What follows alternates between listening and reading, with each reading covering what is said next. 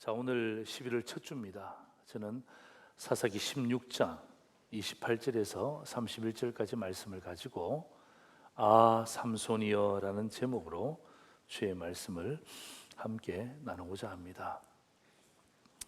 정말 최근에 일어난 이태원 사태를 우리는 목도했습니다.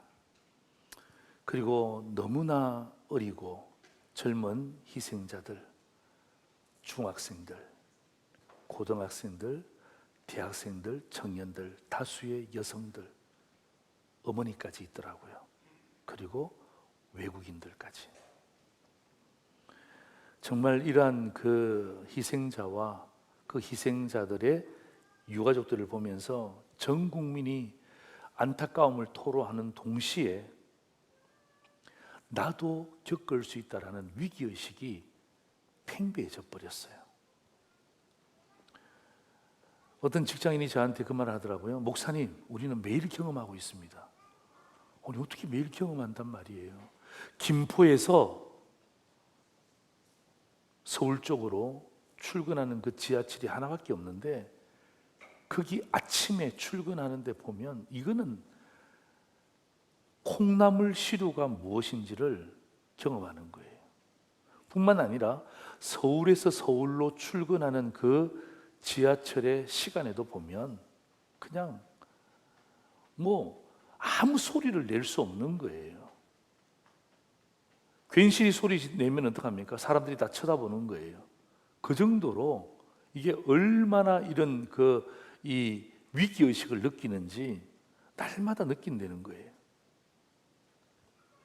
좀 현장은 다르지만 근로 현장이든 공사 현장이든 또 알바를 하는 현장이든 어떤 현장이든 간에 열악한 분위기에서 일하시는 그런 위기의식을 느끼는 분들도 계십니다.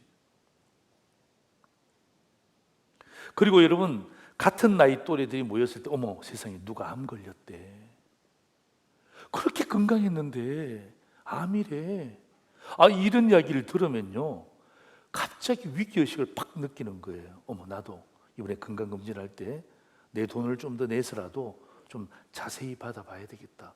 나도 그런데 이런 위기의식이 순식간에 도래하는 것입니다. 여러분, 우리가 많은 사람들이 모였기 때문에 각양각색의 위기의식들이 다 다릅니다만은 그러나 이러한 위기를 느끼는 것은 사실입니다. 부인할 수 없는 일입니다. 자, 여러분, 위기가 뭐죠? 여러분, 위기라는 이 단어의 뜻은 이런 뜻을 가지고 있습니다. 어떤 일이 그 진행 과정에서 급작스럽게 악화된 상황을 이야기하는 것입니다. 내가 원치 않습니다. 근데 어떤 일이 진행되는 과정에서 갑작스럽게 이게 안 좋은 방향으로 흘러가서 이 위기를 맞이하는 것입니다. 자, 여러분, 위기가 오잖아요. 위기가 오면 반드시 그 위기를 대응하는 갈등이 생깁니다. 그 위기가 오면 갈등은 따라서 옵니다. 갈등이 오게 되면 그 다음에 선택해야 되는 게 있습니다. 잘 극복하든지 아니면 그 위기 상황 가운데 어떡합니까? 포기를 선택하든지 포기를 강요당할 때가 있습니다. 자, 여러분, 우리에게도 어떤 위기든지 찾아옵니다. 그럴 때 여러분 잘 곰곰이 생각해야 될 것은요, 나에게 이러한 위기가 닥쳤을 때 내가 이 위기를 극복하지 못하고 포기하면 누가 가장 좋아할까라는 것을 생각해 보세요. 여러분, 교회의 위기가 닥칠 수 있습니다. 그럴 때 이 교회의 위기를 갈등 가운데 결국 포기로 이끌고 가면 누가 가장 좋아할지를 생각해 보시란 말이에요. 나라의 위기가 있습니다. 이 나라의 위기를 막 사람들이 갈등 가운데 에란 모르겠다, 네 마음대로 하세요, 내 마음대로 하세요 라고 포기해 버리면 누가 제일 좋아할까요? 누가 제일 좋아할까요?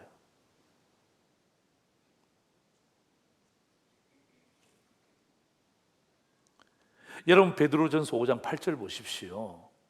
우리 같이 한번 읽을까요? 시작.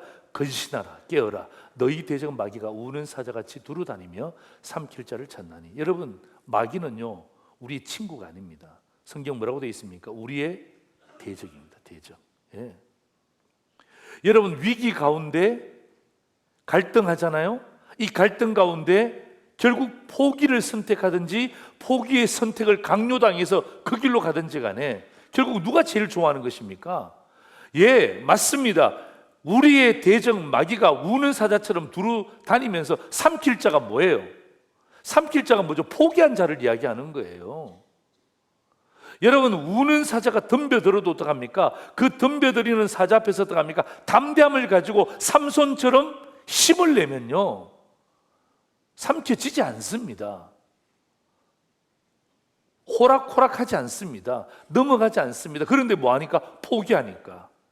위기 가운데 갈등을 경험하다가 아이고 안 되겠다 포기해버린 것 같으면 우는 사자를 만나게 되면요 딱 먹힐 수밖에 없는 구도가 돼버리는 거예요. 포기했잖아요. 절망하고 낙심해 있잖아요. 예. 그래서 여러분, 이 베드로전서 5장 8절 다시 한 번 더 보여주세요. 여러분, 여기에서 가장 중요한 핵심이 뭐냐면 그 뒤엔 이야기가 아니라 그 앞에 있는 이야기입니다. 뭐라고 되어 있죠? 근신하라 그리고 깨어라는 것입니다. 이게 여러분 핵심이에요. 예. 베드로전서 5장 8절의 핵심은 뒤의 것이 아니라 이미 앞에 거예요. 하나님은, 예수님은 우리가 어떤 삶을 살고 있는지를 알고 계시기 때문에 뭐라고 이야기합니까? 근신하라는 것입니다. 깨어있으라는 것입니다. 다시 말하면 위기에서 갈등하다가 포기로 가지 말고 너희들이 조심하고 다시금 영적으로 육적으로 깨어있으면 결국 강력한 회복을 경험한다는 것을 이야기하는 거예요. 여러분, 위기라는 뜻을 제가 여러분에게 말씀드렸잖아요. 그죠? 그런데 오늘 저는요, 이 위기 가운데 포기하지 않는다면,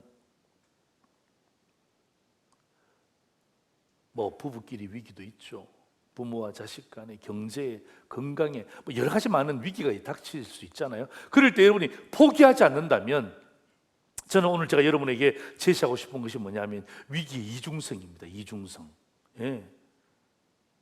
위기는요 닥치는 어려움일 수도 있어요. 위기는요 정말 나를 힘들게 하는 그 무엇일 수 있어요. 그런데 여러분, 이것의 이중성이 뭐냐 하면, 여러분, 위기라는 것은요 위험과 기회가 함께 있다라는 두 단어의 조합입니다. 이게 위기의 이중적인 표현입니다. 위기를 위험으로만 보지 말고 우리의 믿음의 눈을 떠서 본다면, 포기하지 않는다면, 그 위기의 상황 앞에서 결단코 포기하지 않는다면 이 위기는 위험인 동시에 뭐라는 것입니까? 기회라는 것입니다. 그리고 여러분, 위기라는 이중적인 의미의 또 하나의 의미가 뭐냐면 이 위기는 위험할 땐 뭐하라는 사인입니까? 기도하라는 사인이에요. 이게 위기입니다. 위기가 왔다면 포기하는 것이 아니라 하나님이 이런 악한 세력이 나를 통하여서 위기가 올 때 하나님은 나에게 위험하니까 뭐하라는 사인이라고요? 기도하라는 사인이다. 그래서 여러분, 오늘 저는요 이 위기에 대한 이야기를 하면서 이 위기는 이런 의미에서 위기도 있지만은 이중적인 의미에서 위기, 위험과 기회, 위험할 때는 기도하십시오라는 하나님이 우리에게 주신 사인이라는 것을 제가 이중적인 의미로 여러분에게 전달하면서 오늘 설교 제목도 마찬가지. 삼손이여, 이 말은요 어떤 의미에서는요 탄식입니다. 탄식. 삼손이여, 왜 이런 일을 당했습니까? 삼손이여, 어떻게 하나님의 사자로서 이런 일을 경험하고 사십니까? 라는 탄식인 동시에 삼손이여, 이 말은 무슨 말이냐면 감탄입니다. 감탄. 회복의 첫 출발을 알리는 감탄입니다. 그래서 여러분, 오늘 설교의 제목은 삼손이여라는 단어는요 탄식이요, 절망이요, 아픔이요. 그러나 여기서 끝나는 것이 아니라 뭐예요? 감탄이요, 회복이요, 희망이요, 소명을 다시금 재발견하는 그러한 모습들을 제가 여러분에게 주의 말씀으로 나누고자 하는 것입니다. 오늘 본문을 선택한 이유는요, 우리가 날마다 솟는 샘물이라는 이 큐티지를 가지고 새벽마다 주의 말씀을 증거하는데 지금 이 사사기를 다루고 있습니다. 그리고 이번 주 내내 사사기를 다루는데 특별히 다루는 중심 인물이 바로 삼손에 대한 이야기입니다. 삼손은요, 사사기 13, 14, 15, 16 넉 장에 걸쳐서 이루어지고 있습니다. 이번 주간에 끝자락에 보면 이 사사기 16장을 우리가 다루게 되는 것입니다. 오늘 우리 본문을 잘 읽으셨지만 오늘 본문의 가장 중요한 큰 그림은 삼손의 죽음이에요. 삼손의 죽음이에요. 그런데 여러분 16장을 가만히 묵상해 보면 삼손을 몇 가지로 묘사하고 있습니다. 그 첫 번째가 뭐냐면 눈이 빠진 삼손입니다. 눈이 빠졌어요. 그리고 놋사슬에 묶인 삼손입니다. 이렇게 묶였어요. 자유가 없어요. 그리고 머리카락이 잘려버린 삼손입니다. 그리고 많은 이방 민족들 앞에서 곰처럼 재주를 부리는 삼손입니다. 여러분, 삼손이 왜 이렇게 되었을까요? 여러분, 오늘 이 말씀을 들으면서 나는 어떤가? 직분자로서 나는 어떤가? 우리 교회는 어떤가? 내가 살고 있는 이 지역 사회는 어떤가?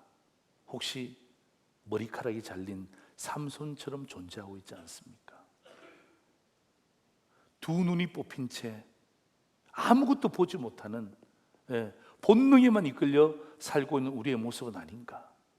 여러분, 우리 조국을 생각하면서 우리 조국의 지금 작금의 현실을 바라보면서 우리 대한민국은 이런 힘이 완전히 빠져버린 삼손의 모습은 아닌가?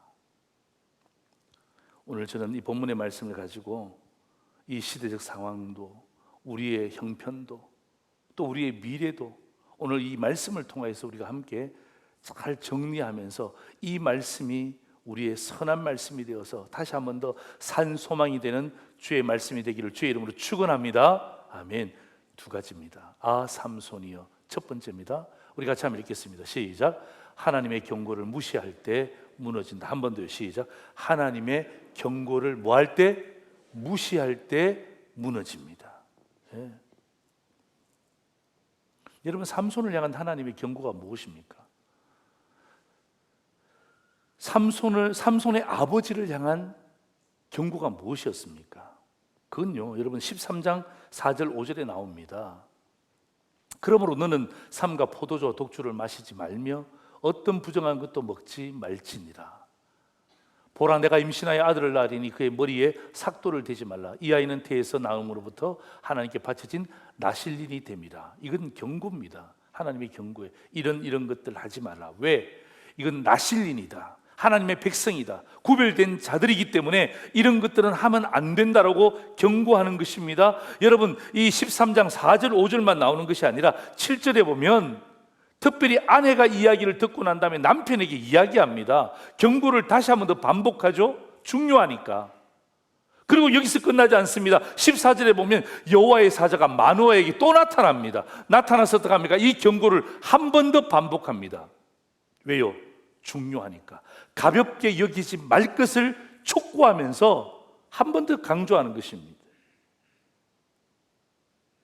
여러분, 중요한 것을 중요하게 생각하지 않을 때에 결국 파멸을 가지고 옵니다.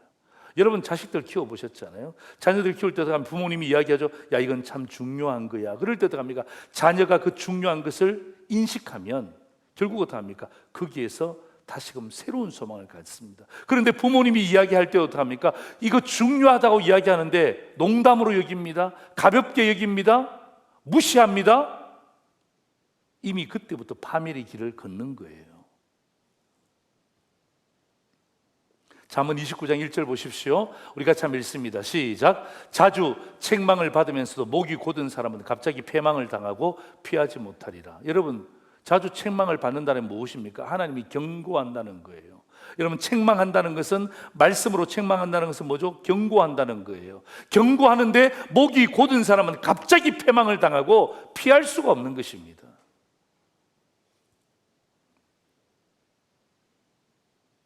여러분, 13, 14, 15, 16 넉 장에 걸쳐서 삼손이 나오는데요. 여러분, 13장은 하나님의 경고에 대한 메시지입니다. 왜? 3번이나 반복하잖아요. 네. 하나님이 경고하시잖아요. 3번이나 반복하는데, 그런데 여러분, 이 반복이 끝나자마자 14장부터는요 하나님의 경고를 무시하는 삼손의 모습이 나옵니다. 그 부모는 하나님의 경고의 모습을 무시하지 않지만 끝까지 삼손을 향하여서 밀어붙이지 못하는 안타까움이 나오는 것입니다. 부모의 책임도 여기 있는 것입니다. 여러분, 삼손의 생애를 가만히 생각해 보면요 몇 가지로 줄일 수 있는데요. 여러분, 삼손은 나실린이잖아요. 나실린의 핵심이 무엇입니까?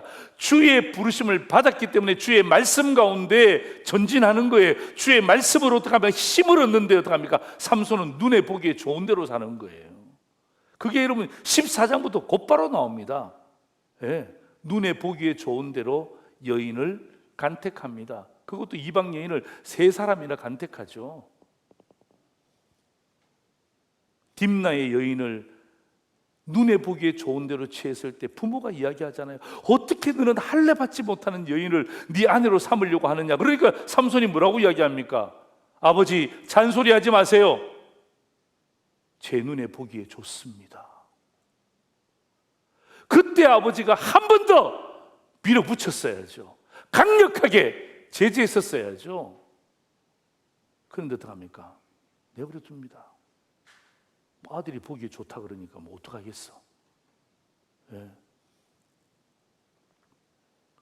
그리고 가사로 내려가서 기생을 자기 아내로 삼습니다. 여러분, 스스로 내려가는 거예요. 남 때문에 내려간 게 아니라 어떡합니까? 그 가사로 스스로 내려가서 어떡합니까? 그게 자기 눈에 보기에 좋은 여인을 택하는 것입니다. 그리고 3번째 여인이 뭡니까? 아주 유명한 들릴라라는 여인이죠. 그 여인을 사랑합니다. 자기 눈에 보기에 좋은 대로 사랑하는 거예요. 여러분, 하나님 보시기에 어떠한 죄에 대한 부분들을 점검하지 않고 자기 눈에 보기에 좋은 대로 합니다. 그리고 또 하나의 이 삼손의 삶이 뭐냐면 이방 민족들의 풍속을 따르는 것입니다. 보기 좋아 보이거든요.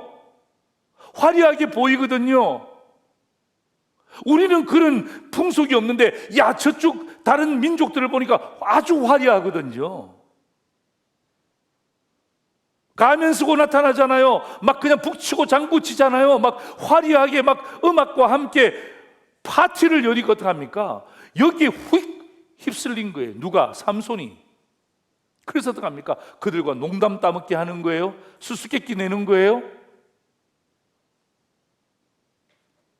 포도주와 독주를 마시지 말라고 하는 것을 까맣게 잊어버리는 것입니다. 하나님의 경고를 무시하는 거예요. 이미 삼손은요 무너지고 있습니다.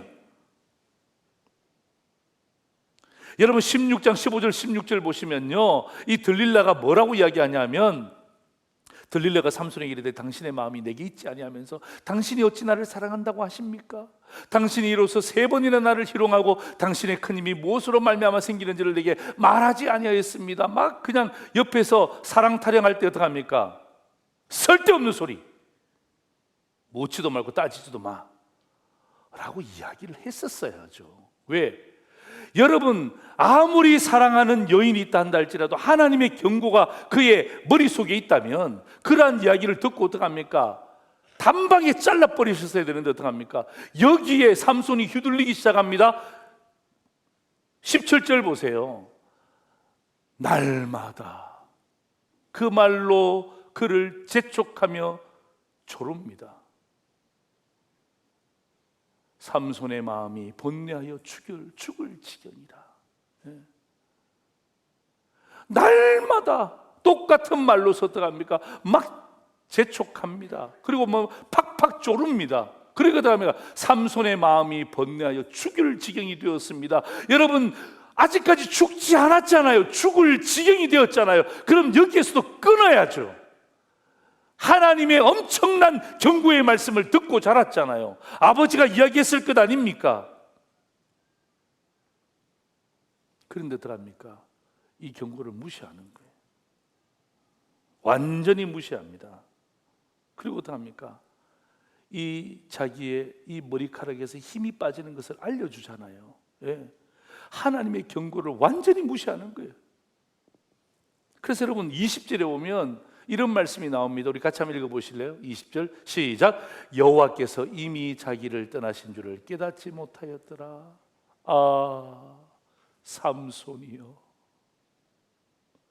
여호와께서 이미 자기를 떠나신 줄을 알지 못하였더라. 아, 삼손이여. 탄식이에요, 탄식. 이게 결론이에요. 하나님의 경고를 완전히 무시하니까 무너지기 시작하는 거예요. 여러분, 이때부터 삼손은 완전히 무너집니다. 여러분 13장에 정말 기가 막히게 나실린으로 쓰임받다가 어떡합니까? 14장부터 15장, 16장까지 계속해서 내리막길을 걷는 거예요.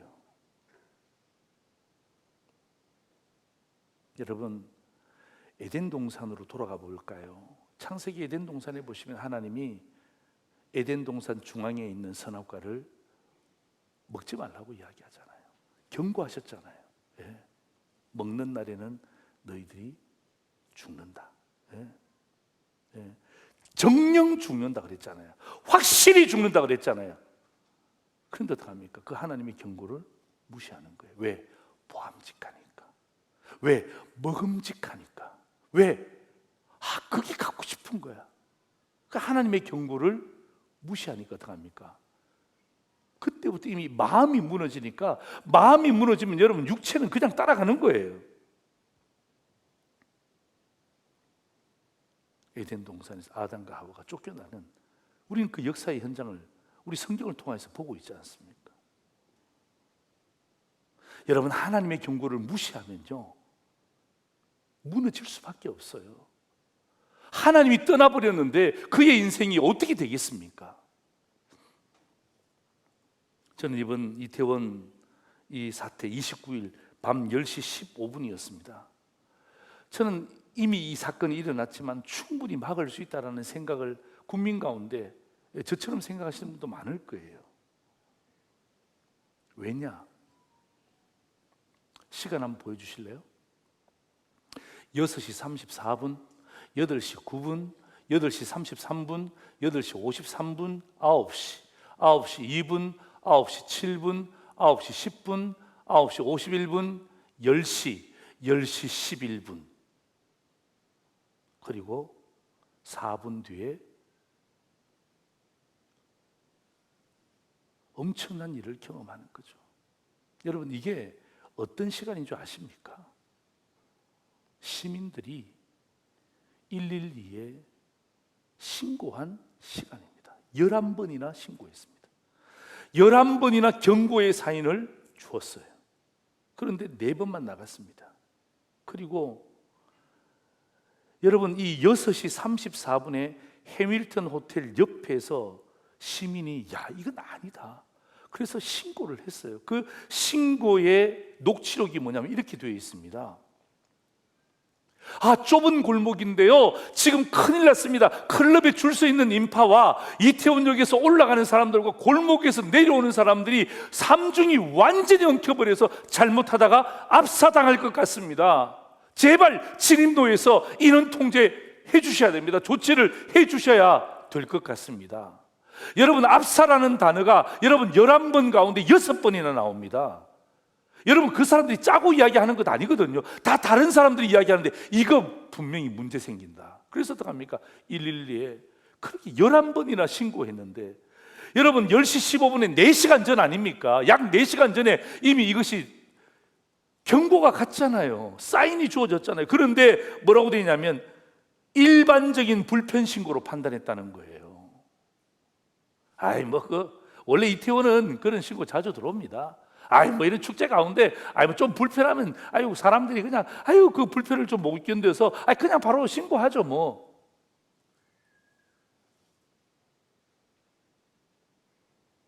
저는 누가 잘했다 잘못했다는 것을 이야기하려고 하는 것이 아니라 이런 우리의 태도가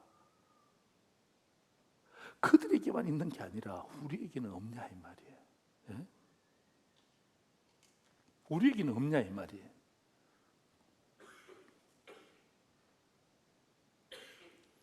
여러분, 하나님의 경고는요, 말씀을 통하여, 사람을 통하여, 환경을 통하여, 자연을 통하여서 또 어떡합니까? 참 기이한 일들을 통해서 하나님이 우리에게 말씀하십니다. 하나님은 침묵하시는 분이 아니세요. 하나님은 말씀하실 때 오늘 저와 여러분이 영적으로 민감하잖아요. 그러면 어떡합니까? 하나님이 말씀하실 때 이것이 경고가 되든 격려가 되든 민감하게 받아들이면요, 무시하지 않으면요, 오히려 하나님의 말씀 앞에 어떡합니까? 우리는 더 승승장구하는 거예요. 그런데 어떡합니까? 이것을 무시하는 거예요. 아유, 뭐 하는, 또 하는 소리지 뭐. 예. 또 그런 계절이 됐구만. 이렇게 무시하게 되면 결국 어떡합니까? 무시하면 무너진다 이 말이에요. 예. 누가? 삼손처럼 또 이태원의 이런 참 안타까운 사태를 바라보면서 일반적인 불편 신고로 무시해버렸기 때문에 얼마나 너무나 가슴 아픈 일들이 우리 마음속에 남아있지 않습니까? 여러분, 이게 우리 영적인 트라우마로 남아있잖아요. 요즘 우리 부모님들은 막 조그만 애들 모이면 어떡합니까? 막 그런 데 가지 말라 그러고 모든 게 다 그냥 이런 부분들이, 저도 저희 아이들한테 그렇게 이야기를 했으니까요. 여러분도 그렇게 이야기 하셨겠죠. 정말 안타까운 일입니다. 예. 삼손이요. 예? 왜 하나님의 경고의 말씀을 무시해서 이렇게 무너졌는가? 두 번째입니다. 우리 같이 한번 읽겠습니다. 시작. 하나님의 소명을 기억할 때 기회 주신다. 그죠? 하나님의 소명을 기억할 때 기회를 주신다는 거예요. 여러분, 삼손은 지금 엄청난 위기를 당했습니다. 눈이 빠졌습니다. 여러분, 이것처럼 큰 위기가 어디 있습니까? 놋줄에 매였습니다. 자유를 박탈당한 위기는 무엇과도 바꿀 수 없는 위기죠. 머리카락이 잘려버렸습니다. 얼마나 부끄러움을 당했을까요? 여러분, 머리카락이 없다고 생각해 보세요. 이게 쉬운 일이 아닙니다. 그것도 자의가 아니라 타이어에서. 그리고 여러분, 수많은 사람들 앞에서 곰처럼 재주를 부리는 삼손 생각해 보세요. 여러분, 삼손이 엄청난 위기였지만 뭐 하지 않았습니까? 포기하지 않았어요.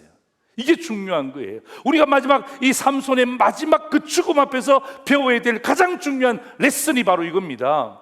엄청난 위기가 삼손에 왔지만 삼손이 뭐 하지 않았습니까? 포기하지 않았다는 거예요. 포기하지 않았다는 거예요. 여러분, 28절 보십시오.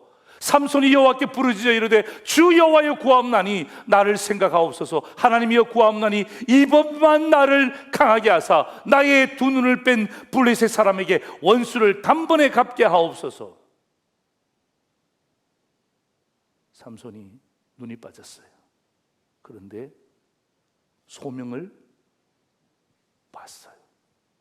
삼손이 놋줄에 매였어요.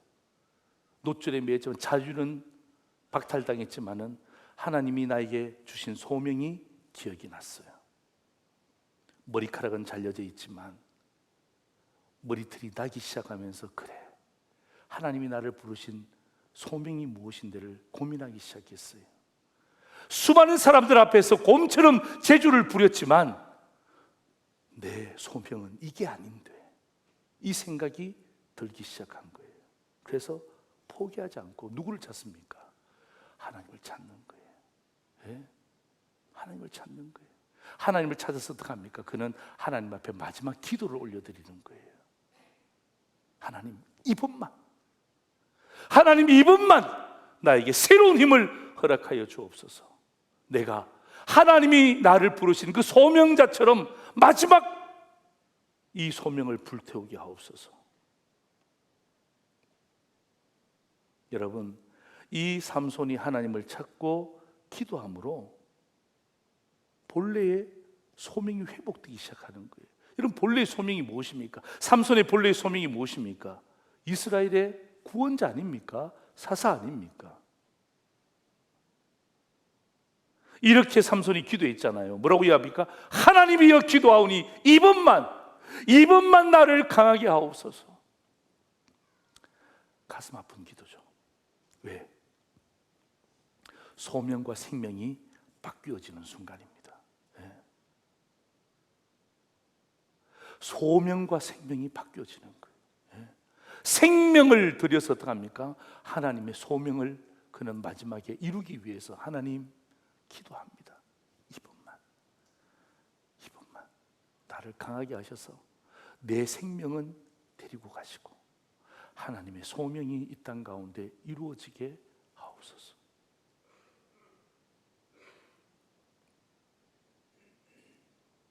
그래서 여러분, 삼손이는요, 두 번째 이 설교의 제목은요, 감탄이에요. 이건 뭐냐면 안타까운 이야기가 삼손이요, 다시금 회복되는 그 삼손을 바라보면서 힘을 얻는 거예요. 이건 감탄이에요. 희망이에요.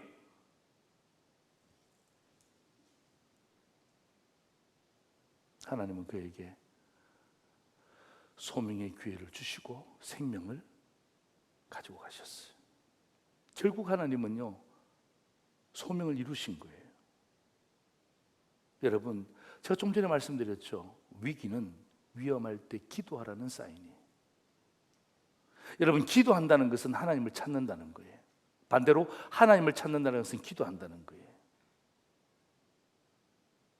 기도하지 않는다는 것은 하나님을 찾지 않는다는 거예요. 하나님을 찾지 않는다는 것은 기도하지 않는다는 거예요. 똑같습니다.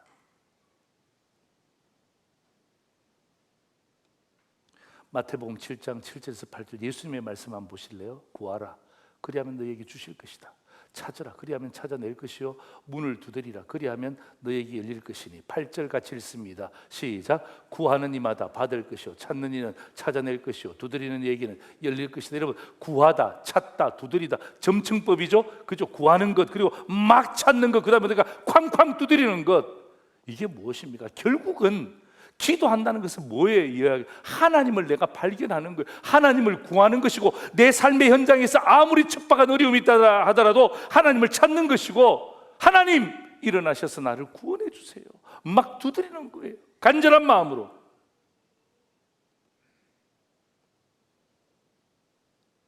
여러분, 여러분의 소명이 무엇입니까? 하나님이 왜 여러분에게 가정의 아내와 남편으로 보내주셨죠? 소명이 뭐예요? 여러분, 직분자의 소명이 무엇입니까? 여러분이 다니는 그 직장에서 여러분이 그 직급을 통해서 하나님이 우리에게 부르시는 콜링, 소명이 무엇입니까? 여러분, 그 소명이 기억나셔야 돼요. 그래야 하나님은 기회 주시는 것입니다. 예. 삼손은 너무 가슴 아프잖아요. 소명과 생명을 맞바꿨잖아요. 예.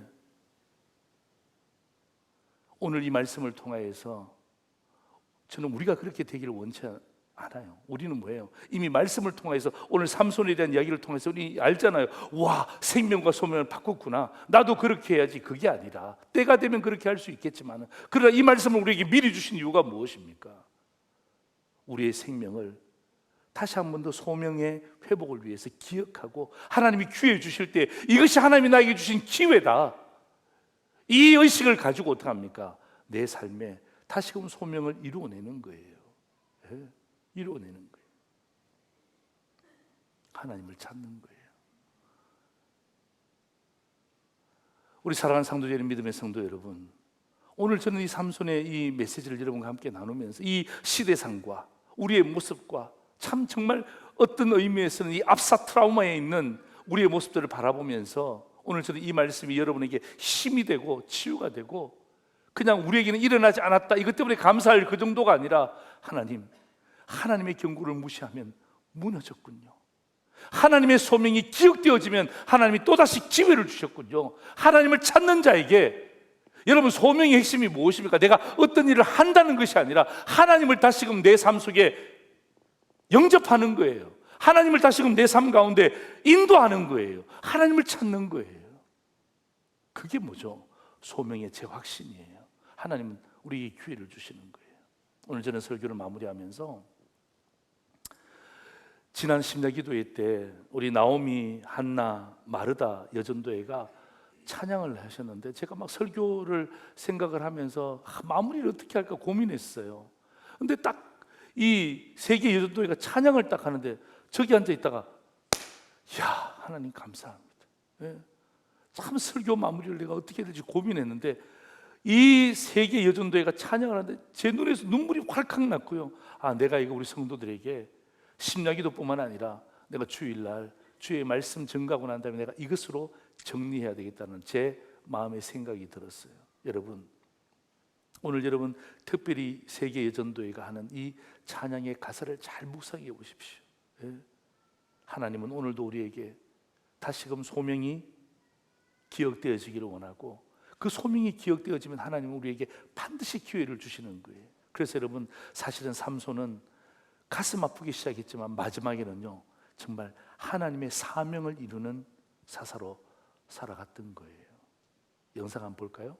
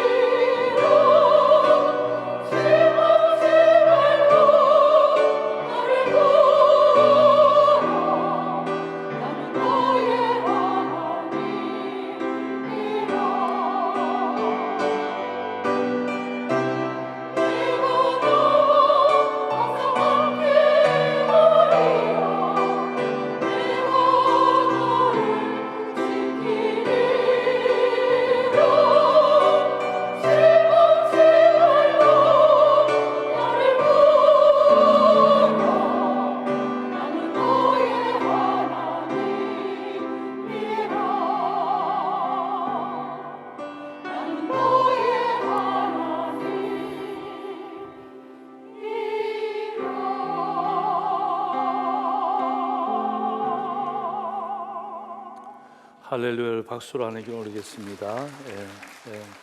나의 하나님이라 너의 하나님이라. 여러분, 하나님에 대한 소명을 기억하는 것이 다시 한번 하나님 우리에게 주시는 기회인 줄 믿습니다. 우리 마지막 사진 하나 보여주세요.